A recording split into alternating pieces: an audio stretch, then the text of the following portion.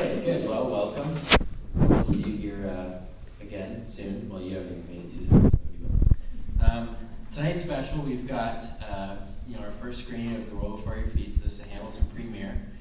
We've got a special introduction tonight from the video introduction tonight from the director and the walker himself. But more exciting, we have Anita here, Doldersma, who walked, how many miles was it?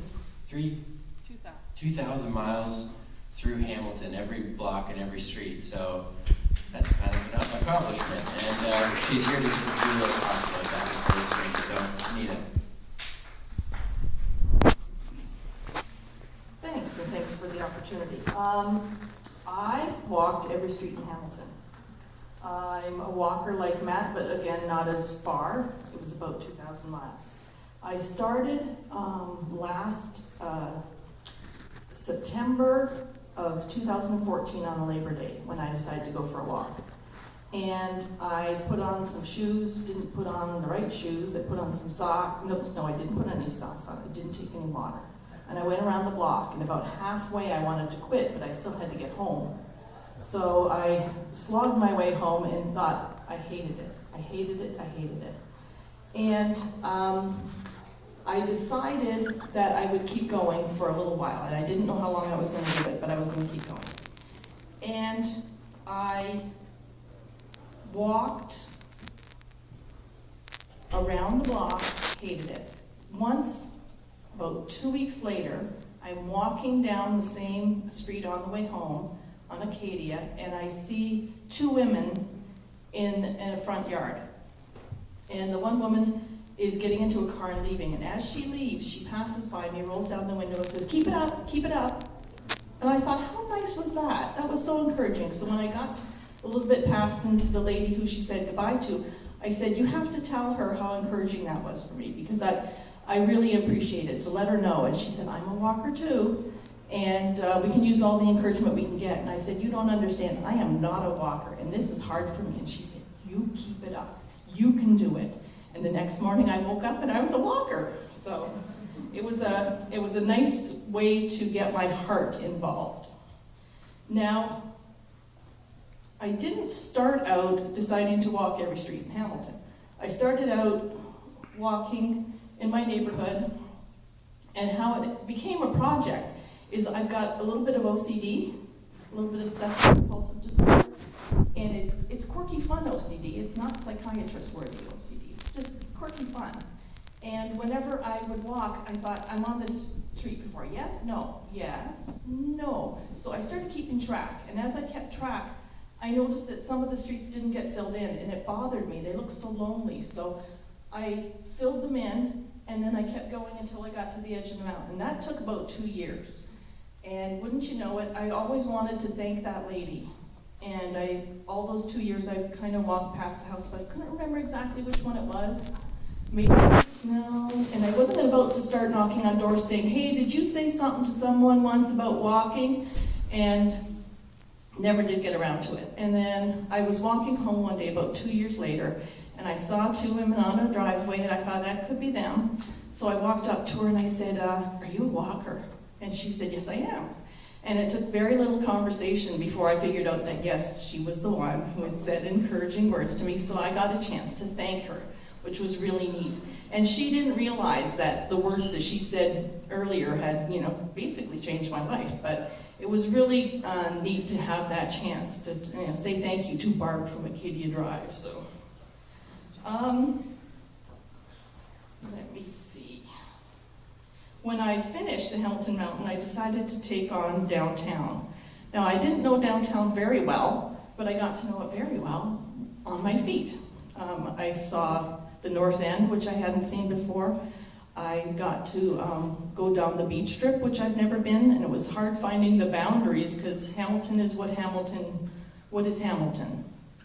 So my criteria is if your address is Hamilton, Ontario, I was going to walk past your house. So it took 4 years, and I did it. I was going to finish up, have a parade, but I thought, who's going to come to a parade? I didn't know how I was going to finish it. But It was during the election season, and someone had said, oh, just why don't you ask the mayor to walk with you? And it's like, yeah, right, I'm gonna call the mayor and say, would you like to walk with me? And he's gonna say, no, I'm busy, I'm running for office. But just before I finished my last one, I left one little street, and it was Carrick. Does anyone know where Carrick is? It's not far from here. Yes, it is. It's a bit notorious, but it's also, for me, it was the place that my last son, my last child, moved to when he moved out of the house, making us empty nesters, which was very exciting. And so it was sort of symbolic with beginnings and endings. And I was walking past the little spot where I was going to, the finish line, and I had two grandkids who were going to wrap me up in a ribbon and high-five their grandma, and that was going to be about it. But when I saw, just before I went around the corner, I saw the mayor. And I thought, I'm just going to go show him my map. And he said, oh, can I walk with you? So sure enough, the mayor, comes for a walk with me down, and some of his people were videotaping it. And then somehow someone from the CBC Hamilton got a hold of that and then wrote an article about that. And what was kind of fun about that is at the end of 2018, they had one of those top 10 list kind of things, the 9 most interesting people in Hamilton, and they picked me, which, now that's a sad saying that I'm one of the most interesting is pretty pitiful for Hamilton. But one of the things that it said was that I was remarkable. I was remarkable. And I must admit, that made my head a little big. And to this day, my husband says, oh, what are we having for supper? And I say, I'm sorry, I don't know that I can make supper. I'm busy being remarkable. So, one of the things I didn't do is I didn't walk on the QEW. I didn't walk on the link, but I did walk on the Red Hill with permission when they had closed it for the Road to Hope. I paid a donation so that I could walk up when everyone else was running down. So that was the way I got that done. I can't get on the accesses either because it's just too dangerous. But when they closed down the Sherman access for repairs, I was up there and I got that one done. So I do try and find, I think Hamilton's pretty good with not having streets being built right in front of me. I'm trying to walk Ancaster now, and they're actually building them faster than I can walk them, so.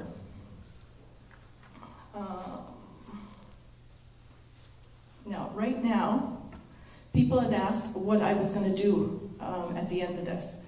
So when I finished, I decided to do what is called cotawampling. Cotawampling is, and I'm going to read it, to travel with purpose towards a vague destination. So I'm still walking. Right now I've gone as far east as Fruitland Road and Stony Creek on the lower half, so hopefully this summer I'll do some of the upper half, and I'll keep walking out there. So it's a really fun way to get to know your community. I'm a Christian, so I pray when I walk sometimes, and so I might have prayed for you when you were walking past your house. I thought that was just kind of a neat way to connect with my community and to feel a part of it. Now, I would like to also write a story about it. I am part of the Hamilton Mountain Writers Guild, and I am going to write the story Confessions of a Streetwalker. And that story should be out this summer sometime, so we have a chance to put it in a book along with other short stories, so I'm working on that now. And what else do I need to say?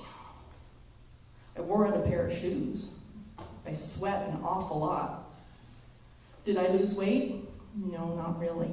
Because apparently you can't come home from a walk and eat a bag of chips and have it. I can't outwalk my fork, is how I say it. So, but it has given me a lot of stamina and energy that I didn't have before. And it's been just such a joy to get to know our community. I really have appreciated getting to meet people from time to time and get out there and have a walk. And so hopefully you'll enjoy some of Matt's cotawampling as he goes by on his walk. And so I'm looking forward to watching it. So hopefully we will do that together. So thank you.